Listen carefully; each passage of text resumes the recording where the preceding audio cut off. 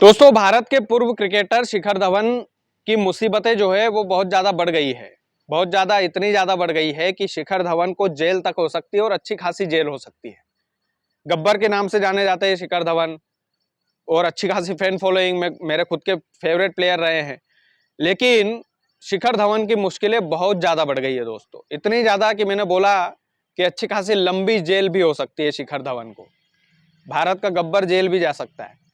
अब शिखर धवन ने ऐसा क्या गुनाह कर दिया कि उनको जेल हो सकती है, इस तरीके की बात मुझे बोलना पड़ रही है।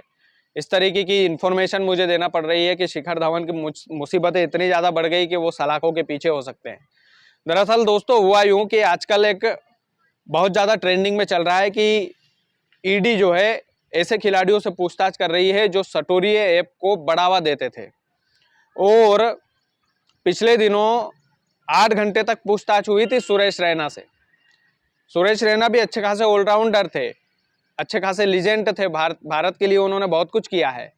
लेकिन भारत को सटोरियो ऐप के जाल में फंसाया कि नहीं फंसाया, किन किन खिलाड़ियों ने फंसाया, किस बेसिस पर उन्होंने कॉन्ट्रैक्ट लिए थे, किस बेसिस पर वो बेटिंग ऐप का प्रचार करते थे, किस बेसिस पर, किस सिक्योरिटी पर, कितने पैसों में प्रचार किया जाता था, इन तमाम सारे सवालों का जवाब खोजने के लिए अब ईडी निकली है।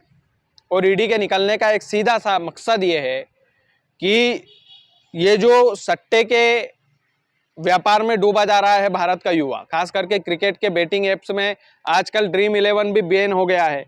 भारतीय सरकार ने अच्छा बिल लाया और ड्रीम 11 को बैन कर दिया। अच्छा निर्णय है, इसमें कोई दो राय नहीं है। तो कल 11 बजे शिखर धवन को बुलाया गया ईडी के दफ्तर, और ईडी के दफ्तर में बुलाया गया तो उनसे काफी सारी पूछताछ हुई। 7-8 घंटे तक लगभग उनसे पूछताछ चली। अब इसकी रिपोर्ट पॉजिटिव है कि नेगेटिव है, ये डिपेंड करता है शिखर धवन के जवाबों पर, और ये डिपेंड भी करता है ईडी की संतुष्टि पर कि ईडी के ऑफिसर जो पूछताछ कर रहे थे वो धवन की बातों से कितना सहमत हुए हैं, कितना नहीं। और यदि सहमत नहीं हुए तो शिखर धवन जो है सलाखों के पीछे होंगे, इसमें कोई दो राय नहीं है। शिखर धवन जेल में होंगे, इसमें कोई दो राय नहीं है, अगर ईडी को वो संतोषजनक जवाब नहीं दे पाए तो। अब वो रिपोर्ट बहुत जल्दी खुलेगी। उस रिपोर्ट में क्या क्या पूछा गया है इसका खुलासा ईडी ही करेगी, उनके ऑफिसर ही करेंगे। लेकिन ये जो बेटिंग ऐप है, इनके चक्कर में सुरेश रैना भी फंसे, मैंने जैसा बताया। अब शिखर धवन की भी मुश्किलें बढ़ती नजर आ रही है। शिखर धवन भी बेटिंग एप्स के प्रचार प्रसार में अलग अलग बेटिंग ऐप का उन्होंने प्रचार किया। अलग अलग तरीके से वो टीवी पर दिखाई देते थे कि कभी ड्रीम 11, तो कभी माई 11 सर्कल, तो कभी फलाना, तो कभी ढीमका, तो कभी प्रोबो।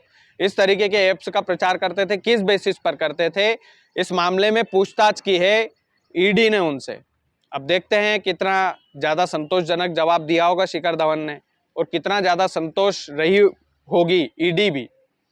बाकी देखते हैं। शिखर धवन के लिए मुश्किलें तो हैं, मुश्किलों का दौर है, और इस मुश्किलों के दौर में शिखर धवन जेल भी जा सकते हैं, जैसा मैंने बार बार कहा।